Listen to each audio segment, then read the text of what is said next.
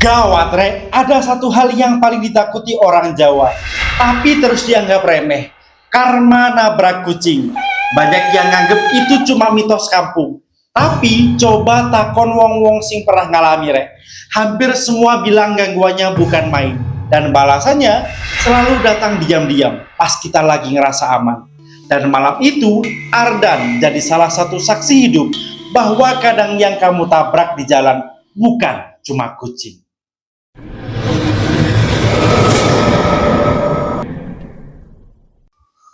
Halo guys, jumpa lagi di Iksa Nesta, tempat di mana misteri, horor, satwa, dan teknologi bertemu seperti realita yang kadang lebih serem dari cerita hantu. Dan karma yang bisa nyelonong masuk kayak tamu tak diundang.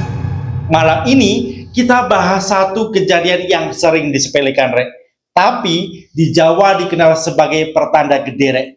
Nabrak kucing belang telon. Katanya kalau kucing itu sampai mati, yang mati bukan cuma hewannya, tapi juga ketenangan hidupmu. Dan Ardan, anak kota yang lagi pulang kerja baru sadar kalau beberapa dosa sekalipun nggak sengaja punya bayaran yang nggak bisa kamu tawar. Sebelum kita mulai, klik subscribe dulu, Rek, biar kamu nggak ketinggalan kisah-kisah yang kadang lucu, kadang gelundung, tapi ujungnya tetap bikin merinding. Like biar algoritma YouTube ora ikut-ikutan ngamuk, Rek. Komen kalau kamu punya pengalaman yang bikin kamu mikir, iki kebetulan apa balasan? Dan share cerita ini, Rek, ke teman-teman kalian biar temenmu yang suka ngebut tahu sing jeneng karma kadang jalan pelan tapi selalu nyusul.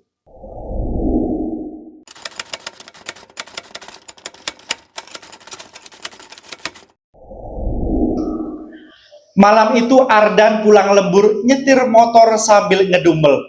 Karena lemburannya bonusnya cuma capek doang, Rek. Jalanan kampung sepi banget. Lampu-lampu rumah kayak disetting ke mode hemat daya. Angin dingin dari arah kuburan cuma lewat tanpa say hi. Ardan sempat nyeletuk, "Wes, Rek, sing penting sampai rumah turu." Dan itu kalimat yang bakal dia sesali selamanya. Begitu melewati tikungan dekat tempat pemakaman umum desa, tiba-tiba ada kucing belang 3 nyebrang dengan kecepatan kayak atlet lari yang terlambat upacara. Ardan kaget, Rek, ngerem mendadak, terus bunyi itu nyentak jantungnya. Kucing itu terpental ke pinggir jalan. Ardan cuma bisa bengong sambil bilang, "Loh, piye kira?"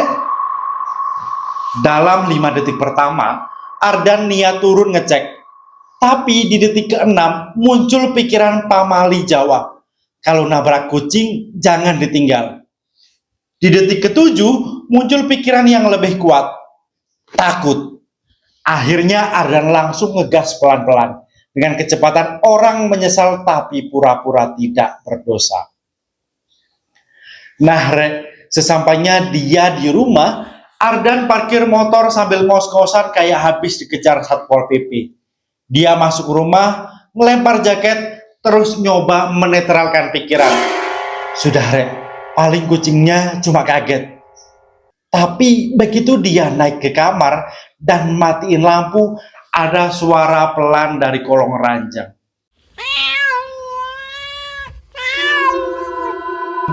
Bukan suara manja, tapi suara kayak kucing serak abis karaoke dangdut. Ardan langsung duduk tegar. "Halo? Halo?" katanya. Padahal yang dia ajak bicara ya kolong ranjang. Dia nyalain lampu kosong, tapi ada jejak kaki kucing kecil, basah kayak bekas jalan di tanah lembab. Anehnya, jejaknya bukan dari pintu masuk keluar, tapi dari luar masuk ke kamarnya. Belum sempat mikir, tiba-tiba pintu kamar mandi bergetar pelan, kayak ada yang mencakar dari dalam. Ardan langsung komat kamit. "Ya Allah, Rek, aku hanya anak rumahan yang hobinya healing di Shopee. Oh ya, jangan diginiin, jangan diganggu." Puncaknya, Lampu kamar kedip 3 kali terus mati. Dalam gelap itu ada suara. Persis di belakang Ardan. Dia refleks melempar bantal ke arah suara. Tapi bantal itu jatuh nggak kena apa-apa. Dan saat lampu kembali nyala, di sudut ruangan ada bayangan kecil, pincang lewat sekelebat. Tapi wujudnya tidak terlihat sama sekali, Rek.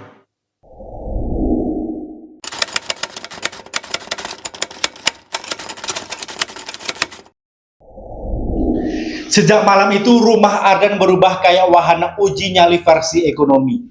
Gratis, tapi mengerikan. Tiap Ardan matiin lampu, selalu ada suara kecil di lantai. Kayak kaki hewan pincang yang muter-muter. Kadang berhenti pas di depan pintunya, kadang pas di bawah jendela. Kadang di belakangnya. Sopo tore iki, aku melu-melu dunia goib loh. Ardan sambil pegang sapu kayak pegangan hidup. Pagi harinya, Ardan baru buka pintu rumah dan langsung kaget. Di teras ada kalung kecil warna emas kusam. Model jadul, platnya bertuliskan satu kata, Milo. Ardan merinding. Lah iki kan kucing sing tak tabrak kuwi. Tapi aneh, kok bisa ya kalungnya ada di rumah Ardan? Musola depan rumah aja nggak punya CCTV, apalagi kucing. Saking paniknya, Ardan nyari info ke pasar. Dia tanya ke tukang jamu yang legendaris, Bu Pariyati, yang katanya bisa membedakan orang masuk angin biasa, masuk angin akut, dan masuk angin karena disambangi makhluk halus.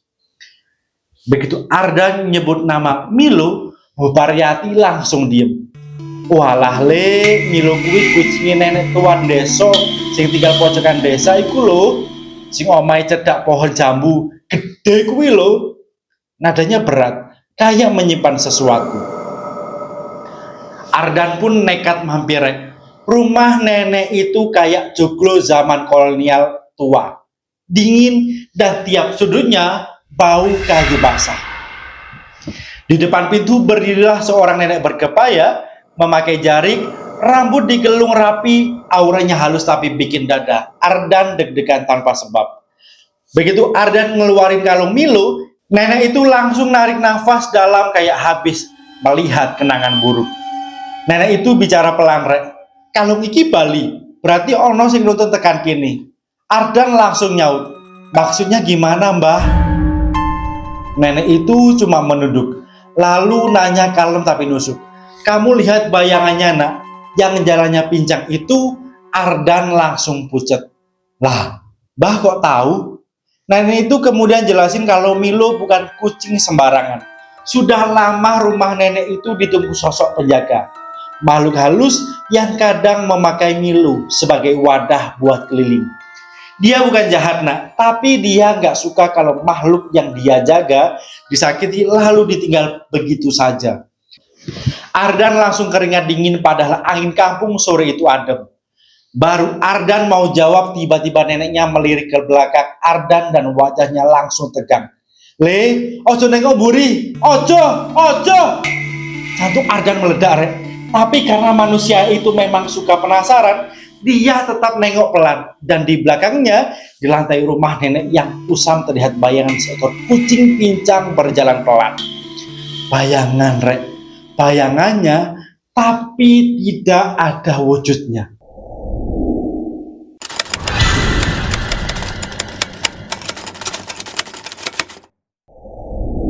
Ardan pulang dari rumah nenek itu dengan badan lemes kayak habis donor darah 5 kantong. Dia nyetir motor pelan, takut kenceng, nanti yang pincang ikut boncengan. Sampai rumah suasananya makin aneh. Jendela yang tadi dia tutup kebuka sendiri. Angin masuk pelan tapi dinginnya beda. Kayak AC setan mode hemat energi. Di ruang tamu, Ardan dengar suara. Tep lagi. Irama pincangnya sudah kayak dia hafal. Ardan memberanikan diri nyalain semua lampu rumah. Wes cah, aku ora melu urusanmu. Aku manusia, kamu ya kamu, itulah pokoknya. Tapi begitu lampu nyala semua, Ardan justru makin merinding. Karena di dinding tepat di sebelah jam muncul bekas jejak kaki kucing. 3 langkah, lalu menghilang. Padahal dinding itu kering dan gak mungkin ada jejak basah. Ardan langsung mikir, iya apa iki rek? Apa iki? Belum sempat atur nafas, lampu ruang tengah tiba-tiba mati sendiri rek. Pelek. Dan saat gelap itu menelan ruangan, Ardan ngerasa ada yang turun dari kursi. Suara kecil, duk, lalu langkah pelan, tep, tep, tep. Lalu suara hembusan pelan tepat di samping telinga. Kenapa kamu tinggal pergi?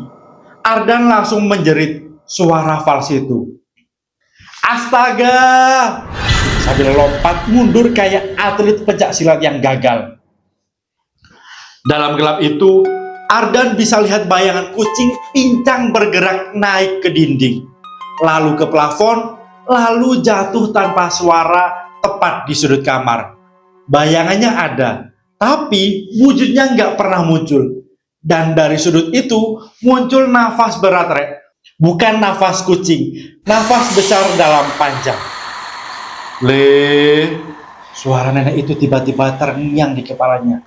Penjagane ora seneng nek ono sing lari saka tanggung jawab. Ardan akhirnya nggak tahan, rek. Dia berlutut, nangis dan ngomong belepotan. Aku salah, aku takut, tapi aku nggak mau nyakiti siapa-siapa. Sumpah rek, aku cuma panik, aku minta maaf. Dan saat itu juga, suasana rumah berubah. Langkah pincang itu berhenti. Hembusan berat itu hilang. Bayangan kucing di dinding pelan-pelan mencair kayak tinta kena hujan. Rumah yang tadinya kayak panggung preman gaib berubah sunyi kayak musola habis isya. Lalu terdengar suara kecil dari teras. Ardan langsung lari buka pintu dan di sana, di bawah cahaya lampu teras, berdirilah kucing belang 3 itu, rek. Milo, iya beneran Milo. Kakinya lecet, pincang sedikit tapi hidup. Bukan bayangan lagi, bukan sosok gaib, cuma kucing yang terluka, nunggu orang yang menabraknya datang mengakui salah. Ardan langsung menggendong Milo dan membawanya ke dalam. Saat itu dari ujung pagar, Ardan melihat bayangan tinggi berdiri, sebentar lalu menghilang. Kayak ada sosok besar yang memastikan hutang Ardan sudah dibayar. Dan sejak hari itu, rumah Ardan gak pernah diganggu lagi. Tapi tiap malam, Milo selalu tidur di depan pintu kamar Ardan. Seolah ada yang menitip pesan, jangan pernah lari dari sesuatu yang kamu lukai.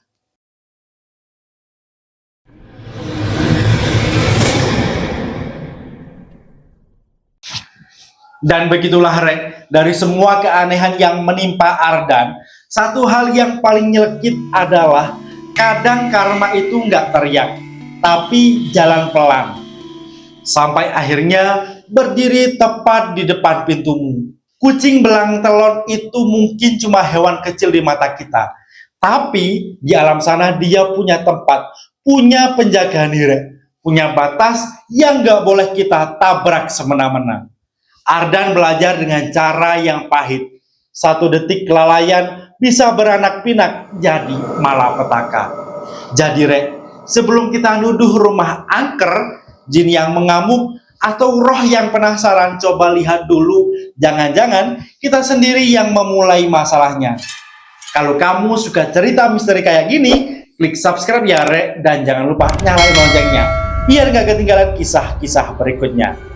Like kalau kamu pernah ngalamin kejadian yang bikin kamu mikir, iki karma apa kebetulan?